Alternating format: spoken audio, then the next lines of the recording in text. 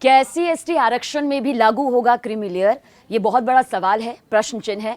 इसका जवाब हम आपको आगे पूरी डिटेल के साथ देने जा रहे हैं। दरअसल सुप्रीम कोर्ट ने अपने ऐतिहासिक फैसले में SC/ST आरक्षण में क्रीमी लेयर को लागू करने की भी बात कही है।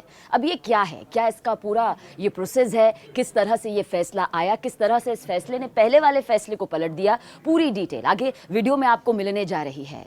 दरअसल फैसला 6-1 से पक्ष में दिया गया। वैसे अब तक सिर्फ OBC आरक्षण में ही क्रीमी लेयर की ये व्यवस्था लागू है, और अब इस फैसले के बाद, क्योंकि ये फैसला कोई छोटा मोटा फैसला नहीं, बहुत ही बड़ा फैसला है, अब शेड्यूल कास्ट यानी कि SC और ST अनुसूचित जाति और जनजाति आरक्षण में क्रीमी लेयर की पहचान करके अधिकार देने का अधिकार जो है राज्यों को रहेगा। अब इसे राज्य किस हिसाब से जमीनी स्तर पर इसे अप्लाई करते हैं, अमली जामा पहनाते हैं, ये जरूर एक बहुत बड़ी चुनौती है राजनीतिक स्तर पर, लेकिन अभी फिलहाल हम इसकी कानूनी प्रक्रिया को समझते हैं।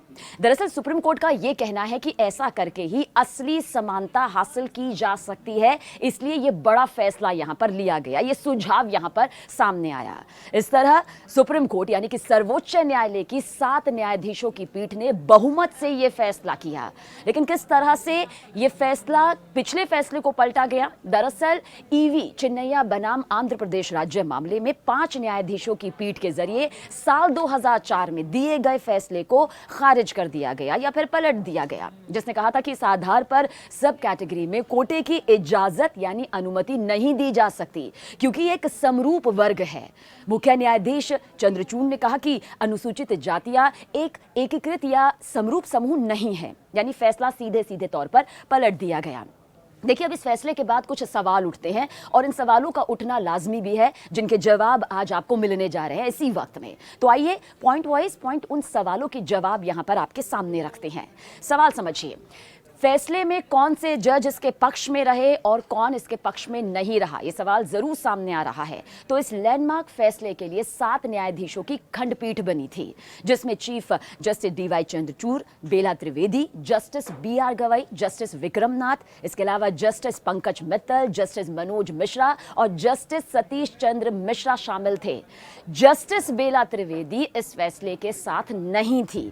इस साल के शुरू में दरअसल सुनवाई के बाद 8 फरवरी को यह फैसला सुरक्षित रख लिया गया था। अब सवाल ये उठता है कि SC/ST में कब सब कैटेगरी का मुद्दा उठा है और आखिर ये कोर्ट तक पहुंचा कैसे? दरअसल कोटे के अंदर क्रीमी लेयर के आधार पर कोटा तय करने का मामला भारत में लंबे वक्त से न सिर्फ उठता रहा है, बल्कि अदालत में पहुंचता रहा है। पंजाब और आंध्र प्रदेश जैसे राज्यों में इसे क्रीमी लेयर के आधार पर सब कैटेगरी बनाकर तय करने की कोशिश भी हो चुकी है, जिसे कई कानूनी चुनौतियां यहां पर पैदा भी हुई।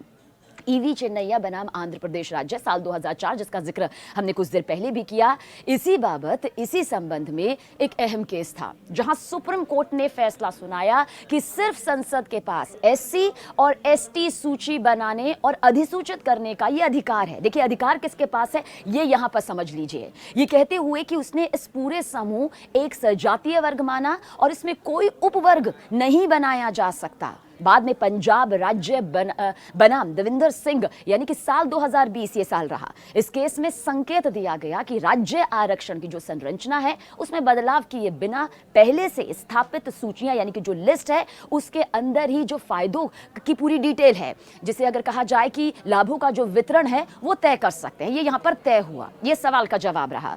लेकिन इसके साथ अब सवाल ये भी खड़ा होता है, जो कि बहुत खास सवाल है, कि अब तक OBC में क्रीमी लेयर आखिर किस तरह से लागू होता है और कौन आता है उसमें?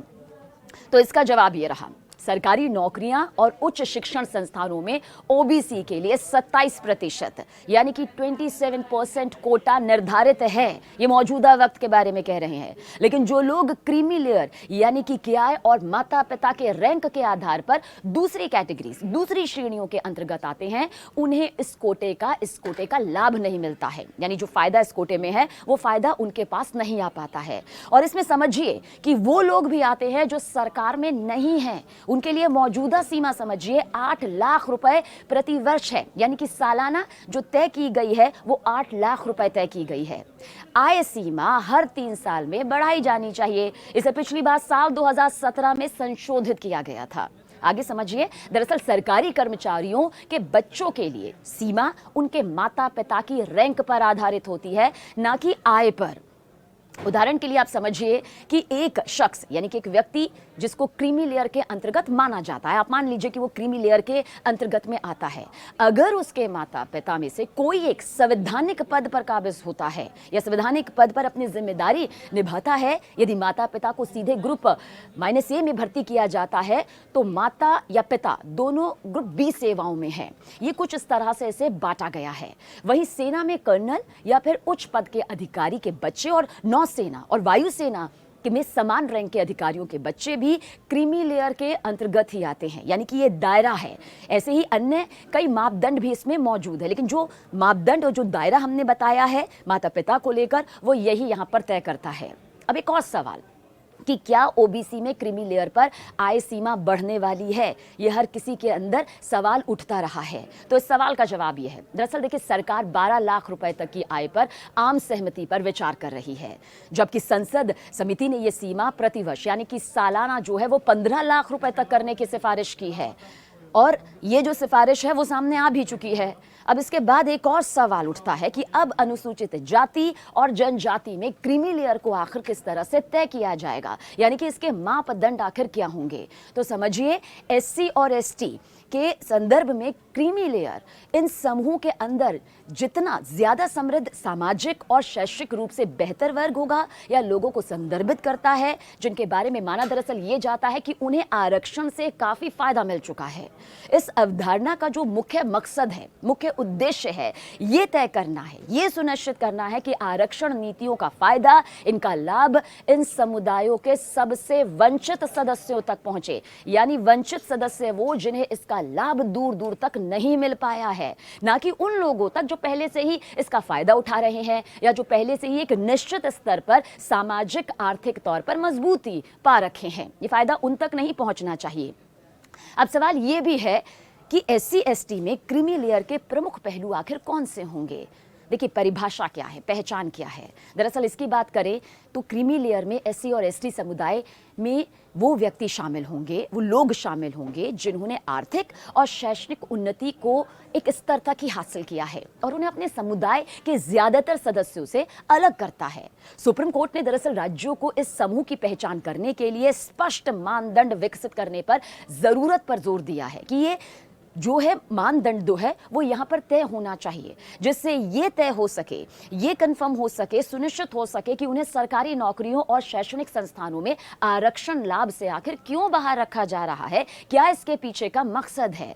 कानूनी ढांचा दरअसल बहुत जल्द आपको बताते हैं, इससे आप और डिटेल से समझ पाएंगे। इसे इसकी बात करें तो सुप्रीम कोर्ट ने इस सिद्धांत को बरकरार रखा है कि क्रीमी लेयर को आरक्षण के लाभ से बाहर रखा जाना चाहिए, ताकि ये तय किया जा सके कि एससी और एसटी के सबसे पिछड़े वर्ग, देखिए बार बार इसका जिक्र क्यों कर रहे हैं कि एससी एसटी के सबसे पिछड़े वर्ग और जो आर्थिक तौर से कमजोर हैं, आर्थिक तौर से वंचित है, उन्हें ही उनकी जरूरतों का समर्थन मिले, उन तक इसका फायदा सीधे सीधे तौर पर पहुंचे।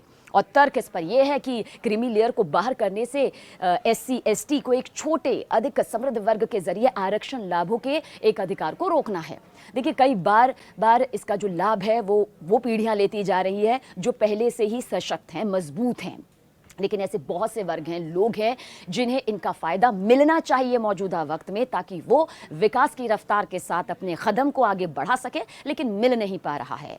इसलिए इसका मकसद सच्ची सामाजिक समानता को बढ़ावा देना है और इन समुदाय के लिए सबसे हाशिए पर रहने वाले सदस्यों को ऊपर लाना है। बहुत जल्द अब ये भी बताते हैं कि क्या इसे डेटा के आधार पर तय किया जाएगा, क्या जाति जनगणना इसमें कारगर होगी, ये बहुत बड़ा प्रश्न चिन्ह है। दरअसल ओबीसी में यह आधार अच्छी तरह से तय हो चुका है कि, लेकिन एससी एसटी के लिए इसे लागू करना अभी बाकी है और ज़रूरी भी है। लेकिन क्योंकि ज़मीनी स्तर पर अभी राजनीतिक चुनौतियां भी यहाँ पर सामने हैं, उस दौर से भी यहाँ पर गुजरना है, तो जाति जनगणना में इससे लाभ मिलेगा, क्योंकि उससे पर्याप्त डेटा जो है वो सामने आ सकेगा, यानी कि आंकड़े जो हैं उसी के आधार पर फायदा यहाँ पर मिल पाएगा, जो ये बताएगा कि क्रीमी लेयर की नीति आखिर कहाँ लागू की जानी चाहिए और कहाँ नहीं। हालांकि एससी एसटी के अंदर कई तरह के उपसमूह मौजूद है जिनकी सामाजिक आर्थिक वास्तविकताएं भी जाति जनगणना के जरिए सामने आएगी। देखिए, कुल मिला मिलाकर ये समझना जरूरी है कि SC/ST की सब कैटेगरी में आरक्षण तय करने के आखिर फायदे भी क्या हैं और चुनौतियां भी क्या है। चुनौतियां राजनीतिक तौर पर भी है, उपसमूहों की, SC/ST के अंदर की जो ये मौजूदा हैं उनकी ज़रूरतों को समझना ज़रूरी है और उनकी ज़रूरतों को समझते हुए राजनीतिक भागीदारी ज़रूरी है, प्रतिनिधित्व जो है उसकी तरफ से बढ़ना भी ज़रूरी है और ये तब होगा जब इसका फ़ायदा यहाँ पर मिलता हुआ निश्चित तौर पर नजर आएगा। और ये एक ऐसा जोखिम है जिसमें सब कैटेगरी के कारण SC/ST समुदायों के अंदर सामाजिक तनाव विभाजन बढ़ सकता है। ये बहुत बड़ी चुनौती है, इसे यहाँ पर किसी भी कीमत पर बढ़ने नहीं देना है, क्योंकि अगर ये बढ़ा तो इसके नुकसान यहाँ पर हो सकते हैं। ताज़ा डेटा क्या है उसकी अक्सर कमी होती है, अब इसमें डेटा जो है वो पूरी तरह से सामने आना ही जरूरी है, तभी जो न्याय संगत नीतियां हैं उसे लागू किया जाएगा, वरना ये मुश्किल यहाँ पर हो जाएगा। तो हमारे सोशल प्लेटफॉर्म पर हमें फॉलो करिए, सब्सक्राइब करिए। कौन से वो मुद्दे हैं जिन पर आप चाहते हैं कि हम आपसे रूबरू हो, जरूर बताइए, कमेंट करिए। बने रहिए न्यूज़ 18 इंडिया के साथ।